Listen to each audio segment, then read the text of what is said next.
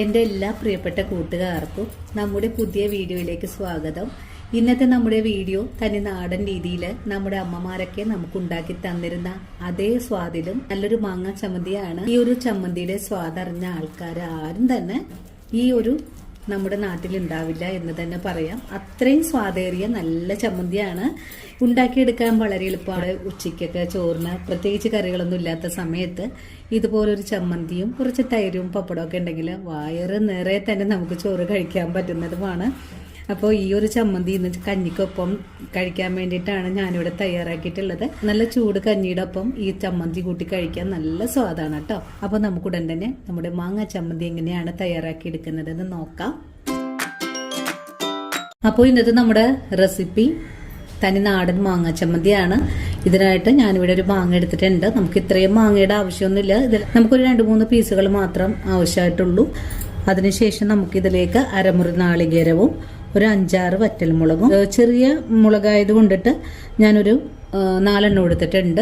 ഇനി വേണ്ടത് ഒരു കഷ്ണം ഇഞ്ചി, പിന്നെ ഒരു പിടി കൊച്ചുള്ളി, ഒരു തണ്ട് കറിവേപ്പില. ഉപ്പ് ചേർത്തിട്ട് വേണം നമുക്കിതൊന്ന് അരച്ചെടുക്കാനായിട്ട്. അതിനു മുമ്പായിട്ട് നമുക്ക് മാങ്ങയുടെ തോല് ഒന്ന് കട്ട് ചെയ്തതിന് ശേഷം ഇതിന്റെ പുളി നോക്കിയിട്ട് ഇതിലേക്ക് ആവശ്യമായ കഷ്ണങ്ങളൊന്നും എടുത്തിട്ട് വരാം.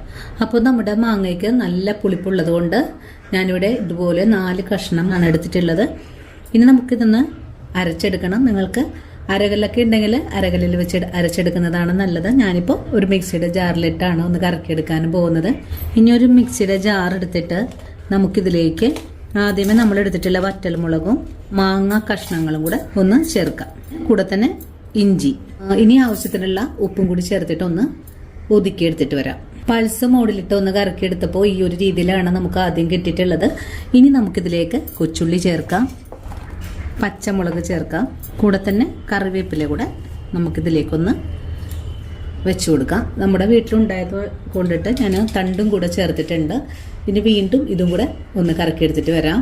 വീണ്ടും ഇതുപോലെ തന്നെയാണ് കേട്ടോ നമ്മൾ കറക്കിയെടുത്തിട്ടുള്ളത്. നമ്മുടെ കറിവേപ്പില അധികം ഒന്നും ചതഞ്ഞിട്ടില്ല. ഇനി ഈ ഒരു സമയത്ത് നമുക്കിതിലേക്ക് നമ്മൾ തിരുമ്മിയെടുത്തിട്ടുള്ള നാളികേരം കൂടെ മിക്സി ജാറിലേക്ക് ഒന്ന് വെച്ച് കൊടുക്കാം. എല്ലാം കൂടി ഒരുമിച്ച് അരക്കുവാണെങ്കിൽ ഇത് വെള്ളം പോലെ ആയി പോകാൻ സാധ്യതയുണ്ട്.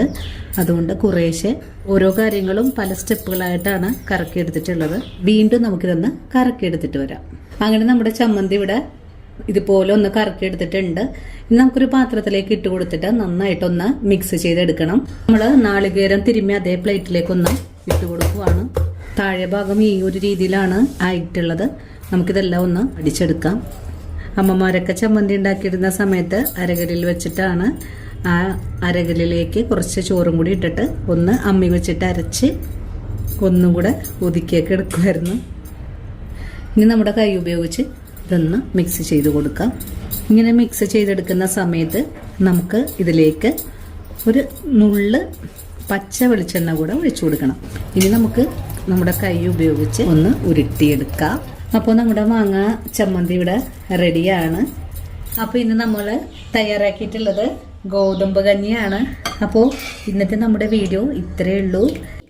ഈ ഒരു വീഡിയോയും കണ്ടിട്ട് എൻ്റെ കൂട്ടുകാരൊന്ന് ട്രൈ ചെയ്ത് നോക്കണം. ട്രൈ ചെയ്ത് നോക്കിയിട്ട് നിങ്ങൾക്ക് ഈ റെസിപ്പിയുടെ സ്വാദ് ഇഷ്ടപ്പെടുവാണെങ്കിൽ തീർച്ചയായിട്ടും നമ്മുടെ ചാനൽ ഫോളോ ചെയ്യുന്ന കാര്യം മറന്നു പോകരുത്. അതുപോലെ വീഡിയോയെക്കുറിച്ചുള്ള അഭിപ്രായങ്ങളും കമൻസായിട്ട് അറിയിക്കാനും മറക്കരുത്. ഇനിയിപ്പോൾ ആദ്യമായിട്ട് നമ്മുടെ വീഡിയോസ് കാണുന്ന കൂട്ടുകാർ ആരെങ്കിലും ഉണ്ടെങ്കിൽ ചാനൽ ഫോളോ ചെയ്ത് നമ്മുടെ ഫാമിലിയിൽ മെമ്പറാകാനും മറന്നു പോകരുത്. അപ്പോൾ ഇനിയും ഇതുപോലുള്ള നല്ല നല്ല വീഡിയോസൊക്കെ ആയിട്ട് ഞാൻ നാളെ ഓടിയെത്താം. അതുവരെയും സ്നേഹത്തിൻ്റെ ഭാഷയിൽ വീണ്ടും കാണാം.